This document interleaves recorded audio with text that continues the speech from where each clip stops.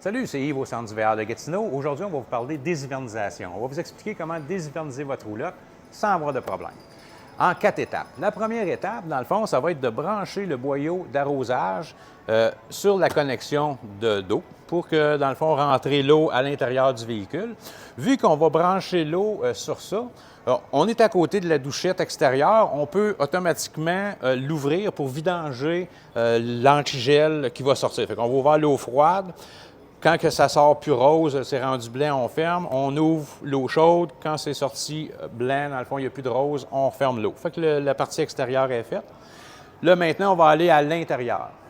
Fait que de l'intérieur, on va aller vous montrer les étapes à suivre. Deuxième étape, dans le fond, de l'intérieur, ce qu'on va faire, c'est qu'on va venir ouvrir l'eau froide. Fait qu'on ouvre l'eau froide jusqu'à temps qu'il n'y ait plus de rose qui sort. Quand c'est vraiment l'eau claire qui sort, on ferme l'eau froide. Après ça, on va aller faire l'eau chaude. Fait qu'on va ouvrir l'eau chaude jusqu'à temps qu'il n'y ait plus de rose qui sort. Quand il n'y a plus de rose, ça veut dire que l'eau chaude est faite. Fait que cette partie-là est faite, on va aller à la salle de bain. Alors, à la salle de bain, ce qu'on va faire, c'est qu'on va appuyer sur la pédale de la toilette encore une fois jusqu'à temps qu'il n'y ait plus de rose. Quand on voit que c'est vraiment clair, ça veut dire que c'est beau, ça a été rincé. Après ça, on va aller dans le lavabo de la salle de bain, on va aller faire l'eau froide, laisser couler assez longtemps jusqu'à temps que ça soit vraiment clair. Après, on va faire l'eau chaude, la même chose, jusqu'à temps que ça soit clair. On va aller faire la douche, le même principe. On va ouvrir, laisser sortir l'antigel jusqu'à temps qu'il n'y en ait plus, l'eau froide, l'eau chaude.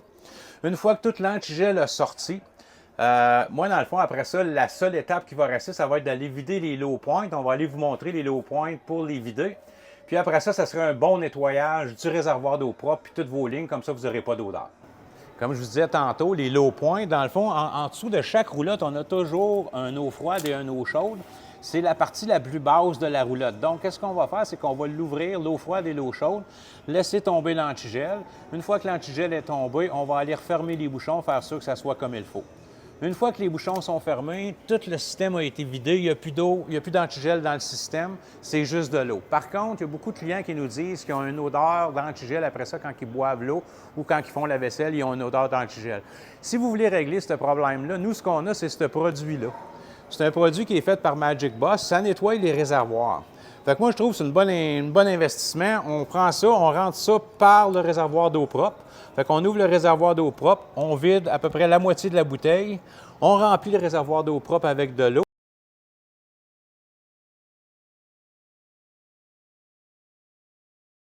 Puis là, on va aller à l'intérieur, partir la pompe, puis on va refaire le même circuit qu'on a fait tantôt. On va aller rouvrir les robinets un par un pour vraiment nettoyer toutes les lignes. Puis après ça, bien, dans le fond, les lignes sont nettoyées, c'est désinfecté. La quatrième étape de la déshivernisation, dans le fond, c'est l'étape finale. Une fois que tout a été vidangé, c'est d'aller tourner les valves du chauffe-eau. Il y a différents chauffe-eau sur le marché. Il y a des chauffe-eau instants. Les chauffe-eau instants, on n'a rien à faire. Il n'y a pas de valve à tourner. Automatiquement, ça va passer dans le chauffe-eau puis ça va faire sortir l'antigel. Par contre, il y a d'autres chauffe-eau qui existent sur le marché avec des réservoirs. Ces chauffe-eau-là, il faut faire sûr que les valves sont tournées sur le bon sens pour ne pas avoir de problème. Il y en a qui ont 2 valves, 3 valves. On va mettre des schémas pour vous montrer comment. Dans le fond, ce qui est important, c'est toujours d'ouvrir la valve qui va rentrer dans le réservoir, de rouvrir la valve qui va ressortir du réservoir. Puis habituellement, entre les deux, il va y avoir une valve. Bien, cette valve-là, il faut la tenir fermée. Parce que si on ne la tient pas fermée, ce qui arrive, c'est que l'eau chaude, elle sort, puis là, l'eau froide, elle va se mélanger avec l'eau chaude, ce qui fait que les clients nous disent on a de l'eau chaude pour 2-3 secondes, puis après ça, l'eau, elle revient tiède. C'est probablement que la valve du milieu a resté ouverte.